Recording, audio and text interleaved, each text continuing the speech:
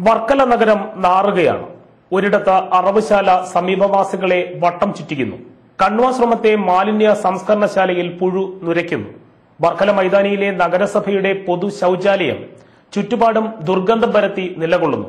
നഗരസഭയുടെ അമൃതം ഗമയ പദ്ധതി കടലാസിൽ ഉറങ്ങുന്നു. വർക്കല നഗരസഭ അമൃതംഗമയ പദ്ധതിക്ക് തുടക്കമിട്ടിരിക്കുന്നു. അമൃതംഗമയ ഒരു പരിസ്ഥിതി സൗഹൃദ പദ്ധതിയാണെന്നും വർക്കല നഗരത്തിനെ വൃത്തിയും വെടിപ്പുള്ളതാക്കുകയാണ് പദ്ധതിയുടെ ലക്ഷ്യമെന്നും ചെയർമാൻ പറയുന്നു. നമ്മുടെ വായുവും വെള്ളവും ഭക്ഷണ പദാർത്ഥങ്ങളുമെല്ലാം മലിനീമസമാകുന്ന രീതിയിലേക്കാണ് പോയിക്കൊണ്ടിരിക്കുന്നത്. പൂർവികർ നമുക്ക് നൽകിയ പരിശുദ്ധമായ പ്രകൃതിയെ ഇന്ന് നശിപ്പിച്ചുകൊണ്ടിരിക്കുന്ന ഒരു കാഴ്ചയാണ് നമുക്ക് കാണാൻ കഴിയുന്നത്. വരും തലമുറയ്ക്കെങ്കിലും സ്വസ്ഥമായി ജീവിക്കുന്നതിന് വേണ്ടുന്ന ഒരു ചുറ്റുപാട് ഒരുക്കിക്കൊടുക്കാൻ ഈ തലമുറയിൽ ജീവിക്കുന്ന നമ്മൾ പ്രതിജ്ഞാബദ്ധമാണ്. അതിന്റെ ഭാഗമായിട്ടാണ് അമൃതംഗമയ എന്ന പദ്ധതിക്ക് രൂപം നൽകിയിട്ടുള്ളത്. പക്ഷേ അമൃതംഗമയ പേരിലേയുള്ളൂ. വർക്കല നഗരസഭയുടെ കണ്വാശ്രമത്തെ മാലിന്യ സംസ്കരണശാല നാടാകെ നാറ്റിച്ചു തന്നെയാണ് ഇപ്പോഴും നിലകൊള്ളുന്നത്. അടുത്തെങ്ങും ആർക്കും താമസിക്കാനാകുന്നില്ല. ഇനി നഗരസഭയുടെ അറവുശാലയുടെ കാര്യമെടുക്കാം. അതും നാട്ടുകാരെ വട്ടം കറക്കുകയാണ്. ഓട പോലെ ഇങ്ങനെ ഒഴുകുന്നത് സ്മെല്ല് കാരണം നമുക്ക് നോമ്പൊക്കെ ആയ സമയത്ത് കഴിക്കാൻ പോലും പറ്റത്തില്ലായിരുന്നു. അങ്ങനെ നാറ്റം കാരണം നമുക്കൊന്നും ഈ ഡോറ് തുറന്നിട്ട് നമുക്ക് ഇരിക്കാൻ പറ്റത്തില്ല, അത്രയ്ക്ക് സ്മെല്ലായി. ഇനി വർക്കല നഗരത്തിന്റെ ഹൃദയഭാഗത്തേക്ക് വരാം. ഇതാണ് നഗരസഭയുടെ പണം കൊടുത്ത് ഉപയോഗിക്കാവുന്ന പൊതു കക്കൂസ്. നഗരഹൃദയത്തിൽ കാലുകുത്തുമ്പോൾ കൈയെടുത്ത് മൂക്കിൽ വെച്ചുകൊള്ളണം. ഈ ശൌചാലയത്തിന്റെ അകത്തെ കാഴ്ചകൾ കൂടി കാണുക.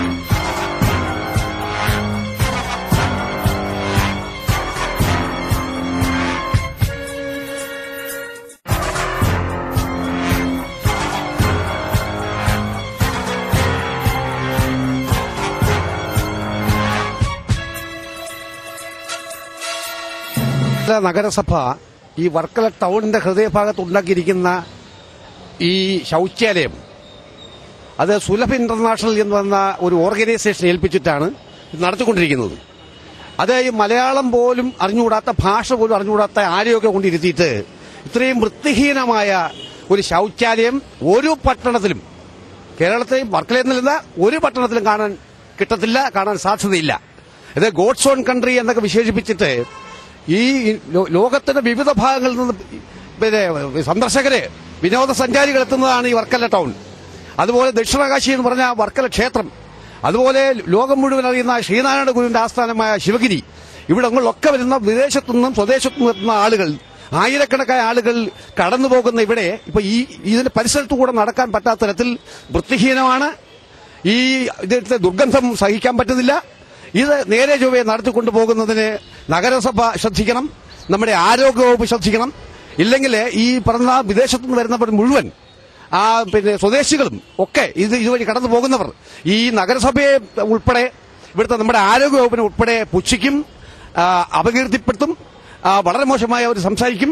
അതുകൊണ്ട് വർക്കല പോലൊരു പട്ടണത്തിന് ഹൃദയഭാഗത്തുണ്ടാക്കിയിരിക്കുന്ന ഈ ശൌചാലയം വൃത്തിയായി സൂക്ഷിക്കാൻ വേണ്ടുന്ന സംവിധാനം ഉണ്ടാക്കണം എന്ന് മാത്രമാണ് ഞങ്ങൾക്ക് പറയാനുള്ളത്. സെപ്റ്റിക് ടാങ്ക് പൊട്ടിയൊഴുകി അതിന്റെ ദുർഗന്ധം ശ്വസിച്ച് ഈ വർക്കല നിവാസികളും ഇവിടെ വരുന്ന അതിഥികളും വളരെ അസഹ്യമായ രീതിയിൽ അനുഭവിച്ചുകൊണ്ടിരിക്കുകയാണ്.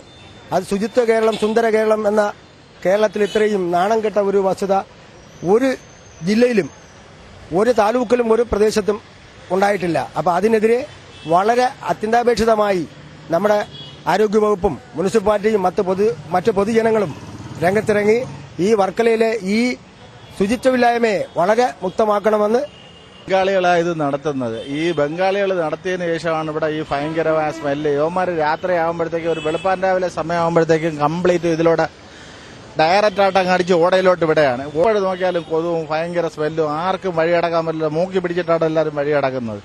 ഇത് എത്രയും പെട്ടെന്ന് ഇതിനു വേണ്ടി ഒരു തീരുമാനം എടുത്താൽ കൊള്ളാമെന്നുള്ള നാട്ടുകാരെന്നുള്ള നിലയിൽ നമുക്കിത് വളരെ ഉപകാരപ്രദമാണ്. ജനത്തിരക്കേറിയ പൊതുനിരത്തിലേക്കാണ് ഇവിടെ നിന്നുള്ള മലിനജലം ഒഴുകിയിറങ്ങുന്നത്. പദ്ധതികൾ കടലാസിൽ ഒതുങ്ങുന്നു. നഗരം നാറുമ്പോൾ എന്ത് അമൃതഗമയ. AC news Varkala.